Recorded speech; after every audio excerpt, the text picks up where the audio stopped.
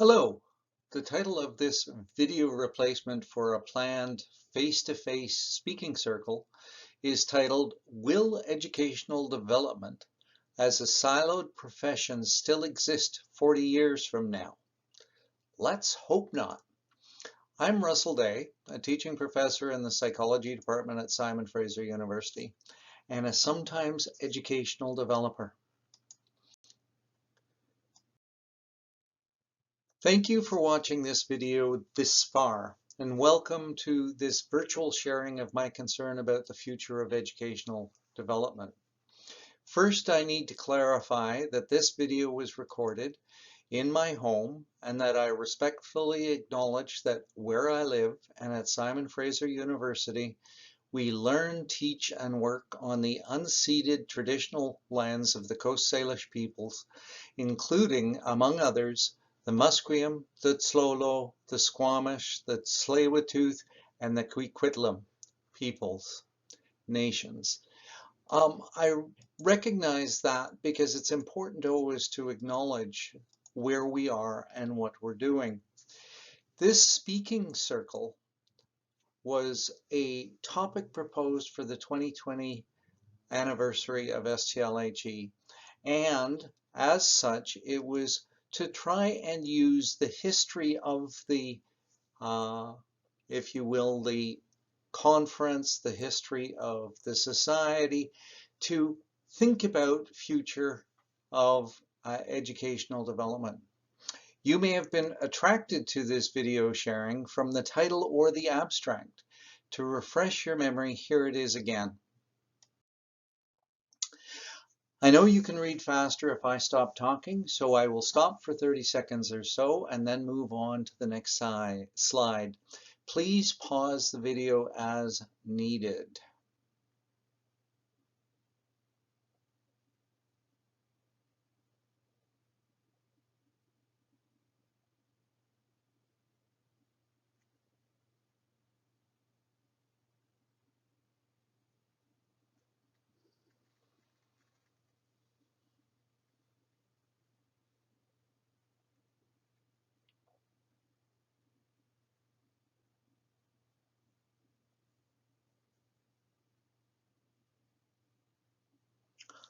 I'm moving on in 5 seconds. If you need to pause to finish reading, please do so.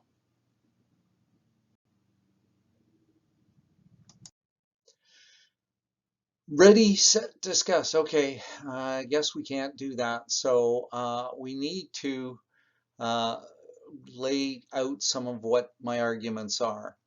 So when we look forward, looking back is useful. ED arose as a response to a deficit, and that was inadequate preparation in the post-secondary sector when we had teachers coming into the discipline with very, very little training. And this was during a time of huge post-secondary sector growth. At that time, less than 10% of young adults sought post-secondary qualifications, to a time now when more than 50% of young people seek those sorts of qualifications. The institutions scrambled, and of course they developed very early on educational development centers or teaching and learning centers. They have all sorts of different names, and if you go back and look at the history, most of them are less than 40 years old. There was no such thing as educational development as a separate discipline, and most of the centers were staffed full-time or part-time by colleagues and peers who were intent on improving not only their own teaching, but also that of their colleagues new into educational development and to teaching in the post-secondary realm. The developers specialized, if you think about the specialization of educational developers, were peers who sought extra education, and I would call them proto-educational developers, and they specialized. And they also pushed for a unique identity as a distinct profession that we now call educational development. That push has been successful, but there were some not only intended consequences, but unintended consequences. Unfortunately, the EDC or ED expertise now exists outside of the disciplines, and developers are no longer peers. Many of them have never taught within original discipline. This disconnection from the disciplines they serve has some costly consequences in terms of perceived role and relevance. In the last 18 months, there has been a further expansion of the ED ranks as institutions scramble to respond to the remote learning demands of the pandemic.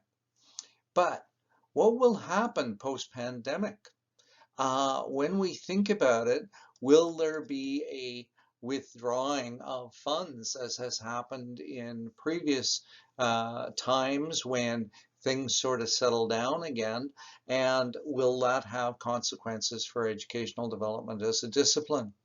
Will there be eventually this idea that teaching is finally recognized as becoming more and more the case in our institutions and being equally valued with research, and therefore the disciplines take over responsibility for adequately training their graduate students to be complete scholars, not just in research, but in teaching as well?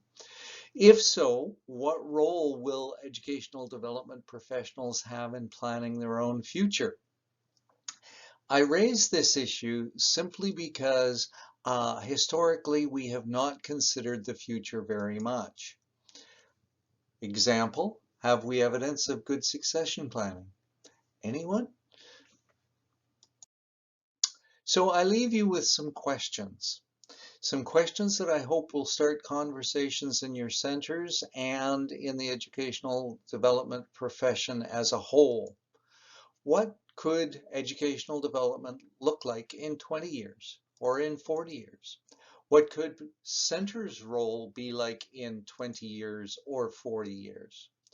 Could educational development become entirely siloed and completely disconnected from the disciplines? At what cost would that siloing happen, and at what benefits? These things are things to be considered. Final point, failing to plan is planning to fail. That seems a little harsh. At the same time, I think it's reality.